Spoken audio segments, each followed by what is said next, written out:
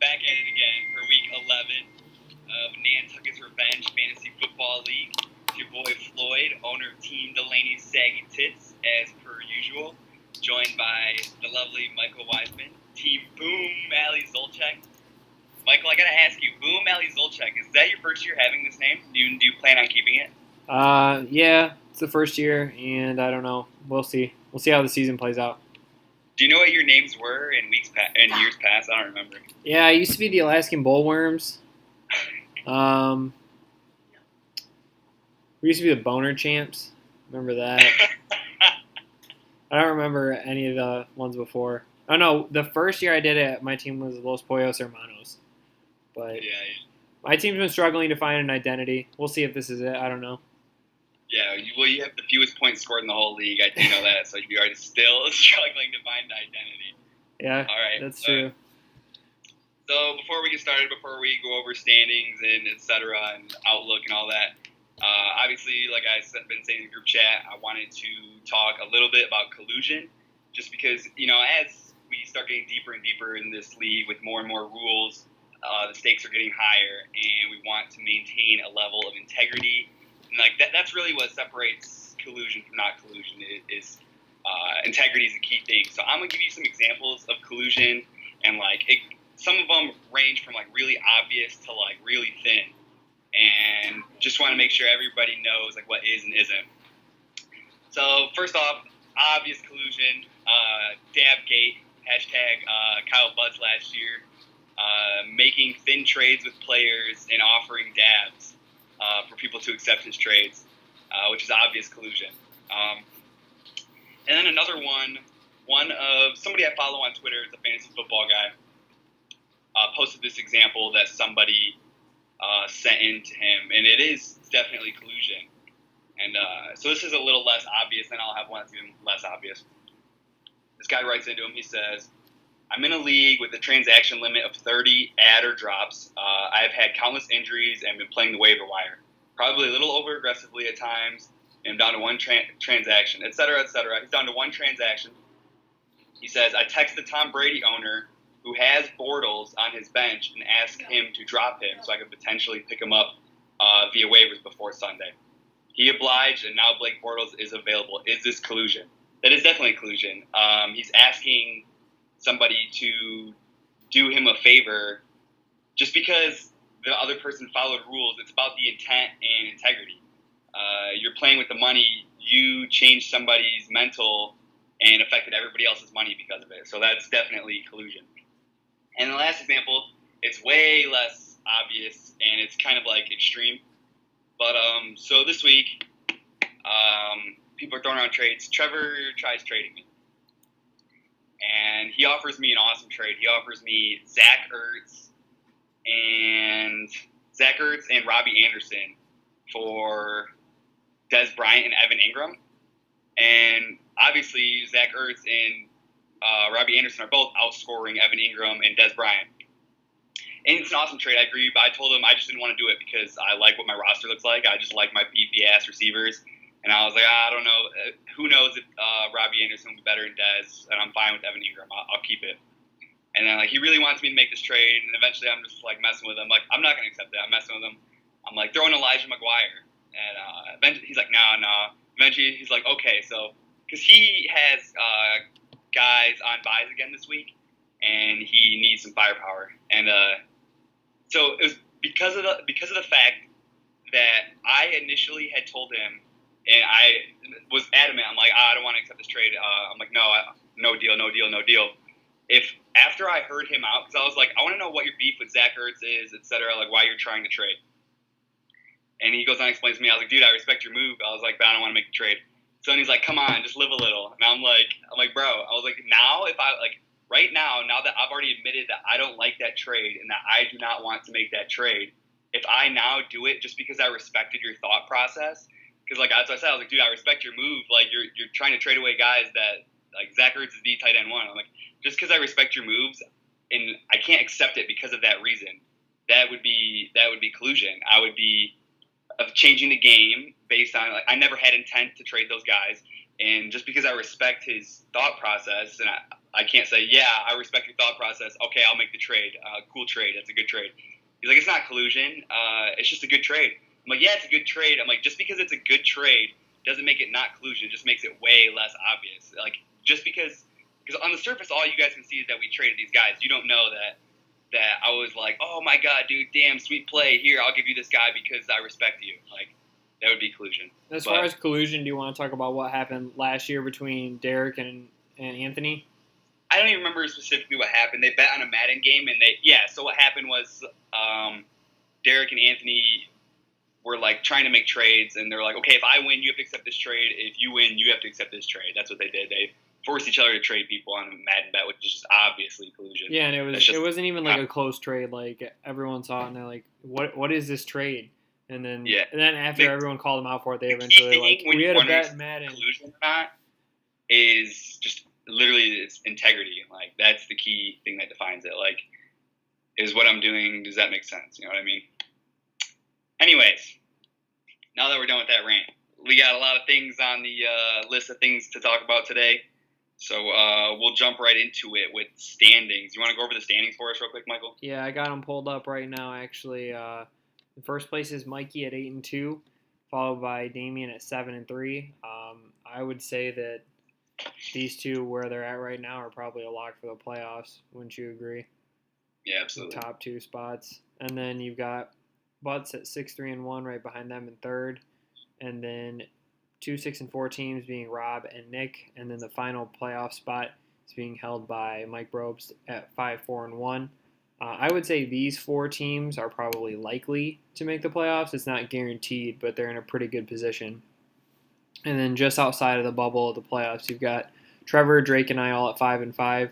I would say the three of us are playoff hopeful, where we think we have a shot at making the playoffs, but we need some stuff to break our way in order for that to happen. And then rounding out the bottom, you got Derek at 3-7, Ricky at 2-8, and you at 1-9. I think you three are eliminated from the playoffs. Like, I don't think there's a chance that any of you guys get in. Yeah, I don't think so either. Mikey's pulling away. Damien pulled a game on. There was a big clusterfuck. Damien pulled one game up, which is a big deal. He's probably the only one that's going to be able to beat out Mikey if anybody can. I obviously took yet another loss. I think Trevor is on like a 3 or 4 game winning streak. I'm not sure. Trevor's won 2 in a row. Not a lot changed in the standings. A couple teams pulled away. So, Michael, who's alive left in the Survivor Challenge? It's the top 2 teams, Damien and Mikey. There we go. Justified, right? Rightfully so. So one of them, and that's got probably almost pretty likely one of those guys is going to be the regular season champ. So somebody's going to get a nice payday no matter what. Playoff outlook, etc. We can jump into the league activity. Not a lot happened this week. One thing that I don't know why it blew over my head. I guess I just kind of I haven't been focusing as much fantasy recently. I mean, I have been, but I didn't even think about. Rob had a nice pickup with who was it? Jamal Williams for $26 was like the only big move in our league. Drake paid $6 for Samaje Perine because Drake's desperate, and then we had that booty ass trade, Doug Martin for Kenyon Drake. Michael, you have any thoughts on that? It's just a booty trade, like what you said. Straight up. Why? What was the point of the trade, guys? Like, come on. Yeah, the trade didn't make any sense. Both guys at the same floor, same ceiling, same running back. One of them, we can't wait to say "I told you so" when the trade, when the regular season's over with. So, do you want to talk about your trade with Rob? I can't even see it right now. It's not even a thing. Remind me.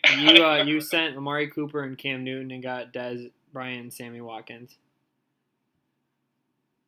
Was my trade with Trevor this week as well? I guess technically, but you never talked about it on the last episode because I think it happened after the fact. Joe Mixon and Devin Funchess for T.Y. Hilton. Could have done us all a favor and beat Damien this last week, but you had to trade for T.Y. Hilton. Yeah, I made a big ceiling move because Joe Mixon's just annoying. I figured it wouldn't be a big deal losing him. And then, of course, the week I trade him, Devin Funchess goes for 2 touchdowns. So everybody's afraid of Butts, so people are kind of butthurt, a.k.a. mostly just Drake. I'm not afraid of butts. So, Well, you're not going to be in the playoffs, so why would you be afraid of butts? so I got a fat stack of receivers right now with Des Bryant, Sammy Watkins, T.Y. Hilton, Michael Thomas. some other who? You have Michael Thomas still, don't you? So I don't know. I'm just goofing off with my roster. I love all my upside right now, so it's whatever. Fair enough. I got proposed an interesting trade by Butts. I didn't even see it until we started the video. I almost interrupted you earlier, but I figured I'd wait my turn. He wants me to give him DeMarco Murray and AJ Green for Corey Coleman, Joe Mixon, Doug Martin, and Orleans Darkwa. Wow. I'm gonna have to respectfully decline that, Kyle Butts, because quite frankly, that's a shit ass trade. To be quite frank. Yeah, he can't pick anyone up off the waivers now because he only has literally $1 left. So his only options are to trade. And there's going to be a trade deadline coming up. Yeah, it's next week, I think. Yeah, it's about next week. I don't have the exact date off the top of my head, but I hope you guys are watching this just so you can be reminded. Especially you, Kyle Butts, you better have your playoff team ready. That mix and Funches move was big for you, I guess, because here it is. It's bro. You better hope nothing goes wrong. It's midnight Thursday, November 23rd. That's the trade deadline. You have 1 week, boys. Exactly 1 week. All right, I'm ready to hop into all next week's games for the game by game breakdown, the matchups. All right, where do you want to start? I gotta find it. Scoreboard. Whatever one you want to pick one. You go first because I'm still loading it. I say we go with the big hitter matchup. We go with Butts versus Mikey, first versus third. All right, go for it while I load it. All right, I don't think I have the right screen pulled up. Hold on.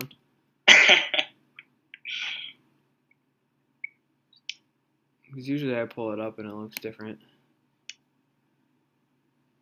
All right, I got it. Butts versus Mikey right here. So we got the Juices Loose versus Team Butts. Mikey gets a win. Mikey's on a 5-game win streak. If Mikey gets a win here, he's almost guaranteed regular season champ. I guess Damian could sneak up on him and maybe push for the tiebreaker. We got Ben Roethlisberger is about to go against Tennessee tonight.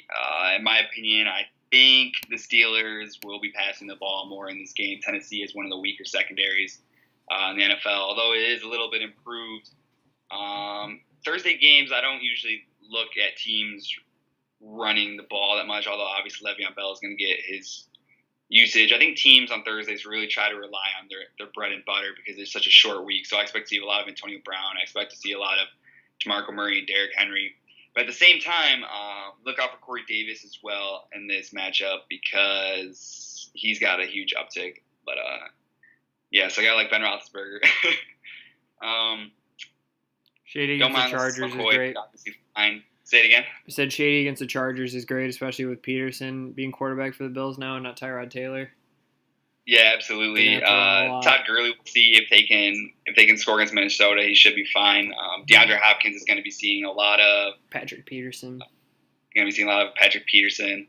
Robert Woods against Minnesota. We'll see if Xavier Rhodes shadows him or not. He won't. I think Xavier Rhodes is hurt. We don't know if he's going to play or not. Interesting. Yeah. Travis Kelce's obviously in a smash spot of the week going against the Giants, who obviously just week in and week out blow dick against the tight end position. I don't really mind Jeremy Maclin, I guess, and Marvin Jones he's shown to have an awesome ceiling recently. So Mikey's team looks good. What do you think about Butts' team? I think Brady against Oakland's great. The Brady and Gronk stack should work for him like it has all season, especially against Oakland. I think their defense has been pretty porous so far this season. So New England seems to score a lot of points now, and I guess they have their defense partially figured out. So they're looking pretty good. So I like having Patriots on my team at this point in time. Jay Ajayi against the Cowboys. I think they're planning on getting him more involved. The Cowboys' run defense has been kind of poopy with Sean Lee out, so if he's back, it might be a game changer. But if he's not, I like Jay Ajayi this week. Duke Johnson against Jacksonville. It's hard to say. I think he's probably going to get a lot more. Most of his production is going to come from the passing game since the wide receiver is not going to be an option. because the Cleveland Browns wide receivers are already trash, and then they're going up against the best secondary in the league, so there's just no way. So I think Duke Johnson has a chance to have a big game, but I don't know. It could be Isaiah Crowell. It could be him on the ground the entire game, and we might not see much of Duke Johnson, so I guess we'll have to wait and see. Devontae Parker against Tampa Bay. I like that. Tampa Bay has given up really good numbers to the wide receiver position so far this season. Juju Smith-Schuster, I don't know if he's going to cool down at any point. It could be this game since it's a Thursday night, short week of rest. Maybe maybe the Steeler offense just looks bad.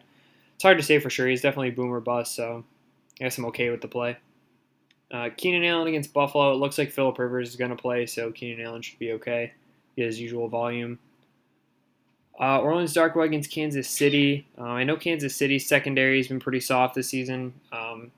Can't think of the statistics for their run defense. They're probably middle of the pack, so I guess it just depends on if the New York Giants line can block or not, which usually is no. So, and then Doug Martin against Miami. Miami just gave up 105 yards to Jonathan Stewart, but the Tampa Bay line is trash. So I guess we'll see. Yeah, this matchup's actually like super interesting. It's going to be really close for sure. It's like both teams, like you got to love, like you said, Brady and Gronk, that whole stack working, and then they both have some studs like how Mikey has. I'm really loving Marvin Jones, Travis Kelce, Ben Roethlisberger. And I don't know, it's going to be a really good one. Even if you look at the projected totals, 123 to 122. This is going to be a really good matchup, honestly. So can't wait to see what happens. And it has some, definitely has some big playoff implications if Butts can pull off an upset here for sure. It'd be interesting. Yeah, I think Mikey can afford the loss here. So if he loses, he'll be just fine. But I think if Butts loses, that opens it up a lot. 30 balls from each of them in the same game is well within the range. I'm sure they've done it 20 times in their career. So yeah, for sure. All right, we can go to another one that has some playoff implications here. It's Damian versus Mike. So second versus sixth. Two more playoff teams going head to head. Yeah, this is going to be a big deal. If Mike pulls off the win, he's guaranteed to stay in that last playoff spot because he has that tiebreaker. And if Damian wins and Butts wins like that last one we just said, then that first place regular season money gets really interesting, as well as both the teams we just talked about, Mike and Damian, last two teams left in the Survivor Challenge. So this week will be very interesting for anybody that's in the playoffs for sure. You want to take us over Damian's team? Yeah, I think Dak has been very solid all season. The Philadelphia defense is good, but I still like Dak Prescott to at least put up top 12 quarterback numbers like he has been all season. So I like Dak Prescott. I don't quite frankly, I wouldn't really want to start either of his running backs, but Alex Collins apparently is their guy going forward in Baltimore. I'll run a serious game and get that with those kind of running backs, eh? Yeah, no, I don't think so. I mean, AP against Houston. I mean, Houston's supposed to be one of the best run defenses. So, I mean, I don't like Adrian Peterson this week. Alex Collins, I mean, you would think that Baltimore would have the ball a lot. So, I guess he's definitely going to have opportunity. But, I don't know. I don't see much other than an average game coming from him. Devontae Adams, the Ravens defense has been pretty tight, and Brett Hundley sucks. So, I don't know. He could have a game like last week where he puts up 20 points, but I wouldn't bank on it. What'd you say? He looks like a good athlete when he plays, though. Yeah, for sure. Just hasn't quite been able to do what Aaron Rodgers does with that offense. Doug Baldwin on Monday night against Atlanta. I think he's definitely one of those guys that can have a 3-touchdown game any week. I don't know if it'll be this week, but it's possible. Especially are they outside or are they? I know it's in Seattle. It's not in the Superdome or whatever it's called. But yeah, I think Doug Baldwin definitely could have a big game, but he also is prone to disappearing as well. So I think Damian's going to need a solid game from him in order to win the Survivor Challenge and to even win this week. Manny Sanders. I don't know if you watched the game where they played. Who did they play last week? Can't remember. Patriots.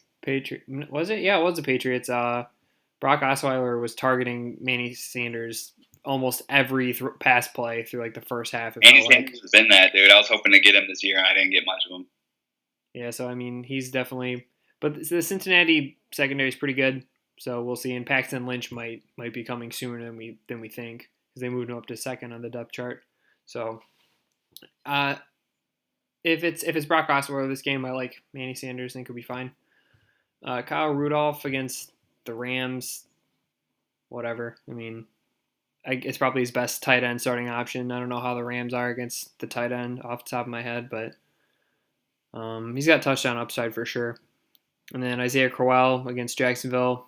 I think that Cleveland's going to have no choice but to run the ball unless they start getting their asses whooped, in which case they'll throw it. But if they can at least kind of stay in the game, they might be able to use Crowell a lot. And then you already talked about Corey Davis going tonight against Pittsburgh. So we'll see if he can catch those red zone targets because Mario's pretty efficient in the red zone. So while we're here, and I just thought of it, I might as well give my conviction call right now, unless I can think of a better one later. While I do like core of Bohemian's team, Dak Prescott, Devontae Adams, Doug Baldwin, Emmanuel Sanders, Corey Davis, I just don't think he has enough firepower. He doesn't have enough ceiling going this week at all. I think he's definitely going to lose to Mikey in the Survivor Challenge. And I think Mike Bropes is going to blow him out this week, as I love Rex Burkhead right now. Stephon Diggs can go for 40. Larry Fitzgerald is in an awesome spot. Some people say Blaine Gabbert is better than Drew Stanton. So by how much? If Leonard Fournette can get a random 30 ball, Alex Smith is in an awesome spot this week. Jarvis Landry does his thing week in and week out. Third most targets in the Lamar league. Miller gets into the end zone.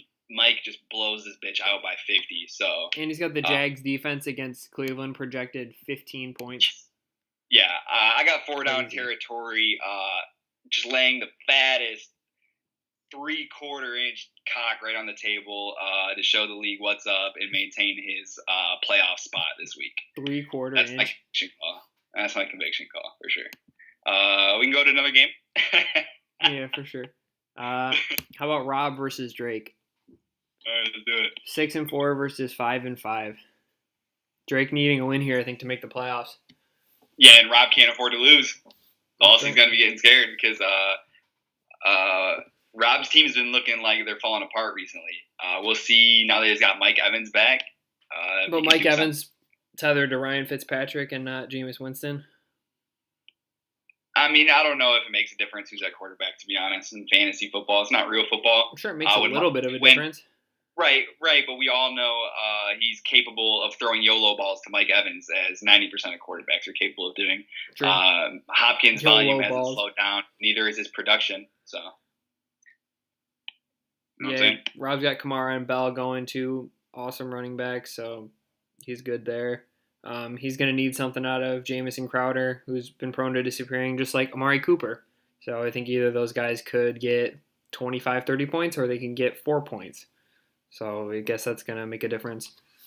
Jordan Howard's in a good spot against Detroit, and Jamal Williams is going to see a lot of volume because Ty Montgomery's not going to play. I can already tell you that. So Rob's got great running backs, but I think his wide receiver play might come up short this week. Yeah. Well, since I already said that Mike Bropes is going to lay the hammer this week, Drake has no chance of winning this game. Drake's going to need huge points from Sterling Shepard. Tevin Coleman. Tevin Coleman could get a lot of work this week with Devonta Freeman out. That's fair. That's fair to be said. If Drake wins this, I will be very surprised, as I'm loving Jamison Crowder. I'm loving Alvin Kamara. I'm loving Derek Carr. I'm loving Le'Veon Bell. I'm loving Mike Evans. I'm not a fan of the rest of the guys. Jamal Williams is the only guy. I thought you were big on Jordan Howard. If Rob's tight end and down can all score 10 points, this game won't even be close. So he probably doesn't even need 10. He probably if you get 10 points at least out of all your players, you're going to win pretty much every week. He needs at least 7 out of them, which I mean, yes. Jordan Howard is definitely capable of more than 7 points. So if between Croft, Howard, and Williams, we can get a touchdown and a half, I don't see this one being close. I mean, Drake's got some guys. Antonio Brown versus Le'Veon Bell could end up being a big deal, but we all know they can both eat. Right. We'll find out right now as the first quarter just fired up. But I got Rob winning this one and sending Drake to the Shadow Realm. So we'll see what happens. Another matchup with identical playoff implications and identical records is Nick versus myself. Nick at 6-4 and me at 5-5. So I can start by talking about my team. I've got a lot banking on tonight's game. I've got Mariota going with DeMarco Murray and Eric Decker. Kind of hoping for the touchdown upside of getting Mariota to throw a pass to either of those guys. Basically, if Tennessee scores points, my team is a very good chance. 41-yard pass touchdown to Antonio Brown. Drake just got a huge play. Well, it's already starting. 41-yard touchdown, like we didn't all see it coming. Right. Like what I said, like could end up being Le'Veon Bell versus Antonio Brown. We'll see. So I got those three Titans going. So basically, if it's a rushing touchdown or a passing touchdown, I'm gonna get points for it unless it's Derrick Henry. So I just basically need the Tennessee offense to do well. I've got Abdullah going against Chicago. It's too late now, but you never thought about putting flexing Derrick Henry instead of Eric Decker? I don't have Derrick Henry. Oh, you don't? Did you trade him? Yeah, I traded him a couple weeks ago. Oh, damn. I was going to say, I don't know if I would do it, but it's just interesting. Yeah. Like I said, Abdullah against Chicago. Abdullah's production hasn't been fantastic, but his volume has been there. So consistent all year. Yeah, I'm gonna try. You're just basically hoping for a touchdown and like maybe 13 points out of him, but that's good enough for an RB2. AJ Green's got a tough matchup against Denver. I don't think he'll see a decrease in volume, but he's basically the guy, the target hog in Cincinnati. So I'm not really worried about him, even if he is in a tough matchup, as long as he doesn't fight Aqib Talib. So, Randall Cobb. Which Aqib Talib will probably try to insinuate. Yeah, now that he absolutely. knows he's soft. Absolutely. Randall Cobb seems to be on the same page as Brent Hundley. He scored 8 or 9 points the past 2 weeks, so I'm just hoping for that, maybe a little better. Hey, he could see running back work this week too, with both the running backs going down, just Jamal Williams in there. Also true, yeah. He sometimes gets random carries. Right. And then Ted Ginn Jr. against Washington. Josh Norman's back. I think Michael Thomas will see Josh Norman, so I think that gives a little bit of a boost to Ted Ginn, maybe a long touchdown. I like the upside in my wide receiver 3 spot.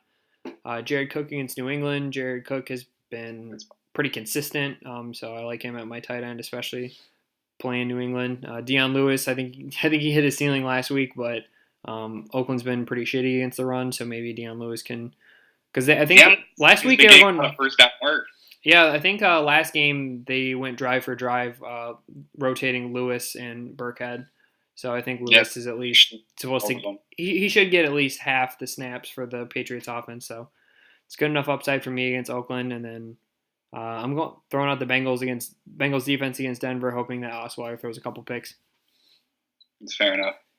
And we got Nick working on the other side. The Drew Brees, Mark Ingram stack. While Drew Brees hasn't had to throw a lot of passing touchdowns, that's proven to be the stack of the year as the Saints are laying the hammer on everybody.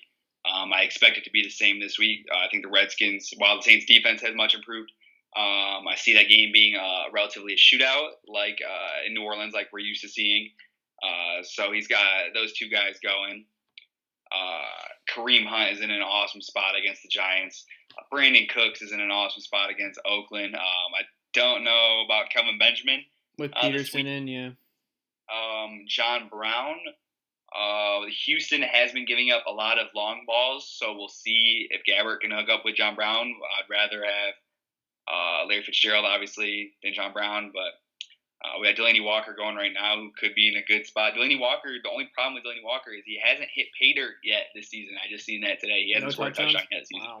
He's still getting all the catches he gets. He's still getting all the usage. He just hasn't scored any touchdowns. So hopefully that changes tonight for Nick. That could be big if Mariota scores touchdowns. If he's throwing them to Delaney Walker, that could be a big turning point. Absolutely, yeah, it'd be a big deal. Latavius Murray, he could fall into the end zone twice. He always does. He actually looks a little bit more spry than he has in the past. He looks like he can move with some agility right now. I don't know if he was hurt before. I mean, they're football players, so they're probably always hurt, but he looks relatively spry. So. Yeah, I seem to like Jerick McKinnon too, so I think they'll definitely still continue to split the work. Yeah, I see Latavius Murray grabbing like 13 to 16 carries in this game. Hopefully he falls into the end zone twice. That's what Nick's hoping for. Kenny Stills is a Hail Mary, but what are you going to do? As for who I like more in this matchup, Nick's projected to win by about 22 points at this point. I really like Nick's studs. His top 4 guys in his lineup, plus Delaney Walker. You gotta love. It's gonna be close. There's gonna be a lot of variance as your lineup, Michael, has great balance to it. But the problem is you don't have like any like smash spots. You don't have any guys that are just in like awesome like would be spot like should be spots except for maybe Jared Cook and maybe Dion Lewis. So if you can get some consistency out of your lineup, I think you're going to win this one because Nick has a low floor. Yeah, I was about to say, I think I've got the higher floor, but he's got more upside. Yeah, I think I'm going to give it to Nick with Drew Brees, Mark Ingram, and Kareem Hunt leading the way. If the rest of his guys could, if he scores 2 random, if Nick can score, Marcus Mariota must have just thrown a pick. He just got -2. Mine's not updated yet. Yeah, he did. If Nick can get 2 random touchdowns out of the rest of his guys, I think he wins this matchup. Yeah, I think that it's going to take a fluky week for me to win, but it can still happen. So we'll wait and see. Unlucky. To the next matchup, who do we have? Me and Ricky? Yeah. Or a different one?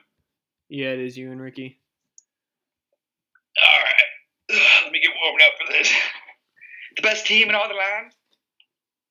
All right, here we go. We got Team Delaney's Saggy Tits against Drinking Fortes. Like 40 ounces. Get it, guys? Fortes. Matt Forte. Ricky's clever. So I got Jared Goff going against Minnesota. I don't expect it to be good. But I got rid of Cam Newton this week for some skill position players. I don't value quarterback that much. It's just not that big of a deal. If Jared Goff throws a touchdown on Sammy Watkins, I'll be creaming my pants. So not really hoping for a lot out of that. I'm loving Jerick McKinnon this week. I think Alfred Morris is definitely going to see better spots. He got the volume last week, and I think he's going to continue to see the work. He was just never put in any good spots. Like there were never Dallas. You can literally throw that game out for Dallas. I said that literally as the game was starting. I'm like, this game's way too chippy. It doesn't mean anything. You can throw that game out for Dallas. That game didn't mean anything. So I'm liking Alfred Morris in this spot here. I don't see why he can't go for 88 yards and a touchdown on the ground. Loving Michael Thomas. I don't care who is lined up in front of him. The New Orleans offense is way too potent. Him and Drew Brees have way too big of a thing going on. And I think Josh Norman's a tad bit overrated. I'm not saying he's bad. But Michael Thomas is certainly capable of finding weak spots in the zone and beating anybody one-on-one. So hoping Des Bryant can find the end zone. He's been banged up, but it's whatever he is always. So Evan Ingram's in an awesome spot against Kansas City. Paul Richardson is in as good of a spot as Paul Richardson will be in Monday night against the Falcons in a game which they're probably going to be passing the ball more than a fair amount. And then, just stack in Rod Smith with Alfred Morris because them two are guaranteed to get all the touches. Maybe Rod Smith catches 2 balls for 10 yards and gets 50 yards and a touchdown on the ground. I'd be happy with that. So Chargers defense is like one of my favorite defensive plays of the week this week, especially with the Peterman thing going on. Ricky's got some interesting stuff going on if you want to go through Ricky's team. I don't mind his team this week. It's all right. Yeah, I think that the Eagles are going to whoop the Cowboys' ass. So I think that having Alshon and Carson Wentz is like last week's game out. This is going to be a good game. I got Dallas winning this game 33-26. 33-26 for my Dallas Cowboys. No, it's going to be more like 28-10. 33-26 from the Dallas Cowboys. Nope, it's not gonna happen. Sorry, buddy. To be honest, I don't think Ricky's got any outstanding matchups. I mean, maybe Deshaun Jackson against Miami is a nice matchup. I like Melvin Gordon. Yeah. I know Acklar was getting some work, but he literally fumbled the game away last week, so that's gotta hurt. Melvin Gordon hasn't been in the best spots, but Buffalo is going to be playing from behind most likely, so Melvin Gordon should be just pounding the ball. And, dude, I seen this tweet, and it was awesome. It had the whole video and everything. The Saints ran the ball, I think, 26 times in a row against Buffalo and just murdered them on the ground. So Buffalo's run game could definitely get man. 26 times in a row is super gross. Yeah, but the Saints' offense is a lot better than the Chargers' offense. Yeah, because they're balanced, so they're obviously giving different looks, so they're just not expecting 26 runs in a row. So they're obviously running crazy formations at them, but we know Buffalo's offensive line can be beat, and with Peterman playing his first game, I think the Chargers should have the ball in their hands majority of this game. So I like Melvin Gordon this week. So here's my take on this game. No playoff implications. Winner doesn't matter. This is for pride at this point. You've got a 9-game losing streak. Ricky's got a 4-game losing streak. Someone's got to end it. Someone's got to get a W this week. It's going to be me, and I'm going to come back and beat Derek for that $50. Derek only has 3 wins right now. Derek only has 3 wins. If he loses and I win, I'm 1 game out with 2 weeks left. So why don't we take a look at Derek's we'll matchup? Go look at Derek's matchup right now. He's got Trevor. Win. Trevor's in a must-win too. 5-5. That's a big deal. This game is a big deal. See, these games are a big deal, bro. They all mean something. They don't mean, I mean, this one has playoff implications, but yours doesn't. Ugh, bro. 11th versus 12th. It doesn't matter for who's going to make the playoffs. All right, take us into this game then. All right. Let's see. You've got Case Keenum and Adam Thielen stack on Trevor's side. The Vikings have looked really good. It's hard to say whether or not they're going to keep it up against the Rams. I think I don't think it'll be a defensive game. It could be high scoring. It could be a shootout. I guess we'll wait and see. I think it's, Vikings 27, Rams 17. I think that's a good stack to have. So, I mean, Adam Thielen finally got in the end zone. So, Marshawn Lynch against New England, poop. Thomas Rawls against Atlanta, poop. Tyreek Hill against the Giants. Okay. I mean, it's a great spot. Who did Andy Reid off of a bye? I watched somebody burn Janoris Jenkins last week. I don't remember who it was, but if that person, whoever, I can't even remember who it was, burned Janoris Jenkins. Yeah, it was Marquise Goodwin, actually. Marquise Goodwin runs Olympic speed time. That's how fast he is. And Tyreek Hill is the same thing. Okay, I was about to say, if anyone can beat someone in a foot race, it's Tyreek Hill. Goodwin runs has Olympic speed. He's one of the fastest guys. He's right behind Tyreek Hill. Okay, yeah, so there you go. Definitely possible for him to replicate that. Rashard Matthews against Pittsburgh. We'll find out tonight. I like Rashard Matthews probably more than any other Tennessee wide receiver. So, if that says anything.